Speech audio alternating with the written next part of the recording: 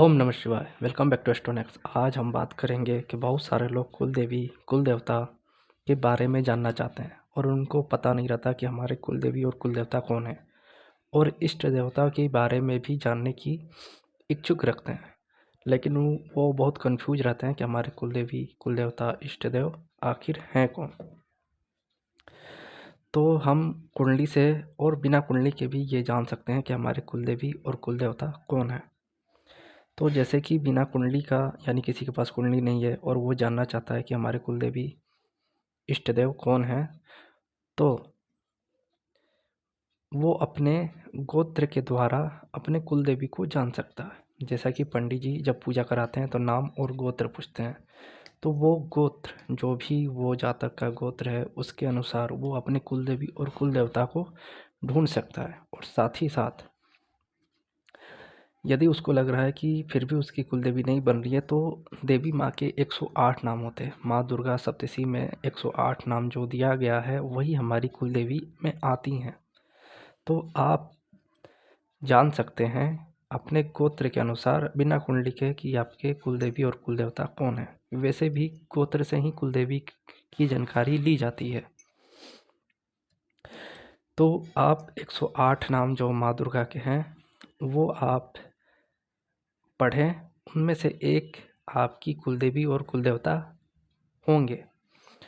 और साथ ही साथ आप यदि इष्ट देव के बारे में जानना चाहते हैं तो इष्ट देव का पता कुंडली के 5th हाउस से लगाया जाता है। और साथ ही साथ यदि कोई नवांश से देखता है तो वो देखता है कि सबसे हाईएस्ट डिग्री, मतलब जो आत्मकारक ग्रह है, वो नवांश में किस भाव में गया है और वहाँ से 12 कौन सा राशि या ग्रह बैठा है, उसके अनुसार भी हम इष्ट देव की पता कर सकते हैं। तो 5th हाउस में कोई ग्रह हो या फिर नवांश में आत्मिक कारक ग्रह से 12th हाउस में कोई ग्रह हो या राशि हो।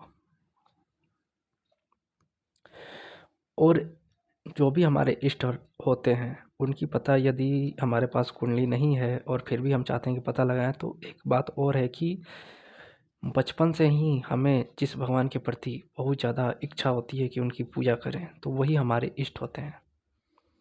तो आप सबसे ज़्यादा जिस भगवान को मानते हैं वही आपके इष्ट हैं। तो आप इसके अनुसार भी जान सकते हैं कि आपके इष्ट कौन है। तो कुंडली दिखाने की कोई ज़रूरत नहीं है।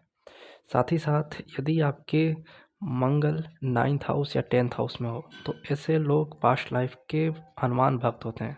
तो इनके जो इष्ट देव हैं वो हनुमान जी ही हैं। और जिनका भी गुरु और मंगल का योग है, तो ये उदार योग बोलते हैं। और उदार दो ही लोग हैं, एक माँ और दूसरे शिव जी। तो बृहस्पति और मंगल का जब भी योग बनता है तो उदार योग बनता है। और इनके इष्ट देव माँ और शिव जी हैं, यानी शिव जी और पार्वती जी को लिया जा सकता है। इनके जो इष्ट देव होंगे शिव जी और माँ पार्वती होंगी। इसके बाद शुक्र और बुध। शुक्र बुध को नारायण लक्ष्मी योग बोलते हैं। तो नारायण लक्ष्मी योग में जब भी बुध और शुक्र यानी चार्ट में कहीं भी बैठा हो, तो ऐसे लोग को नारायण और लक्ष्मी जी बहुत अच्छे लगते हैं, या राधा कृष्णन बहुत अच्छे लगते हैं। ये जब भी किसी से बात भी करेंगे तो राधे राधे बोल के ही बात करेंगे। तो इनके इष्ट देव जिनका भी शुक्र और बुध का युति है, इनके इष्ट देव राधा कृष्ण होते हैं। और इसके बाद शनि और चंद्र का जब भी योग बने, तो ऐसा योग ये बता रहा है कि ऐसे लोगों की कुंडली में शनि और चंद्र का योग है, तो ये शिव जी या माँ काली या फिर ये शनि देव के भी मानते हैं, मतलब शनि देव की भी पूजा करते हैं। पर ये शिव जी और काली जी के भक्त होते हैं जिनका भी शनि और चंद्र का योग हो। इसके बाद आप देख सकते हैं कि 5th हाउस में कौन सी राशि पड़ी है। यदि वहाँ 1 नंबर राशि है तो वो मंगल की राशि है।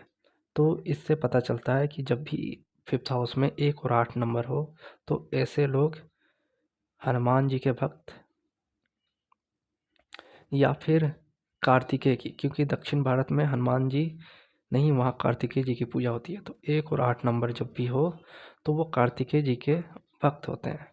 या मंगल 4th हाउस में हो तो ऐसे लोग भी कार्तिकेय भक्त होते हैं।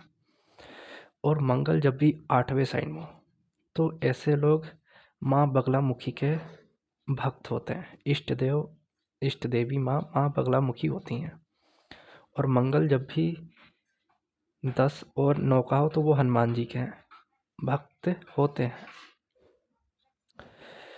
फिफ्थ हाउस में यदि सेकंड साइन पड़े या सेवन्थ साइन पड़े तो शुक्र की राशि है, तो यहाँ पर वो 2 नंबर में वो लक्ष्मी माँ और 7 नंबर में भी वो कहीं ना कहीं लक्ष्मी माँ को शो कर रहा है, यानी लक्ष्मी नारायण के वो भक्त हो सकते हैं, उनके इष्ट देव लक्ष्मी नारायण जी हैं। 3 और 6 ये बुध की राशि है, तो जब भी बुध की राशि आती है तो माँ दुर्गा और नारायण आते हैं। कभी कभी यदि बुध ही फिफ्थ हाउस में बैठ जाए तो ये गणपति जी को दिखाता है, या फिर 3 नंबर और 6 नंबर में गणपति जी को भी लिया जाता है। 4 नंबर जब चंद्र की राशि हो तो कृष्ण जी आते हैं, क्योंकि 4 नंबर करके राशि इमोशन की साइन है और कृष्ण जी को यहाँ पे लिया जाता है और भगवान शिव को भी लिया जाता है। साथ ही साथ जब भी 5 नंबर का साइन हो तो ऐसे लोगों के इष्ट देव भगवान सूर्य नारायण या राम जी होते हैं। और 9 और 12 जब भी 9 और 12 साइन आए तो ऐसे लोगों के इष्ट देव गुरु बृहस्पति, यानी उनसे जुड़े जो भगवान नारायण के रूप हैं, गौतम बुद्ध या फिर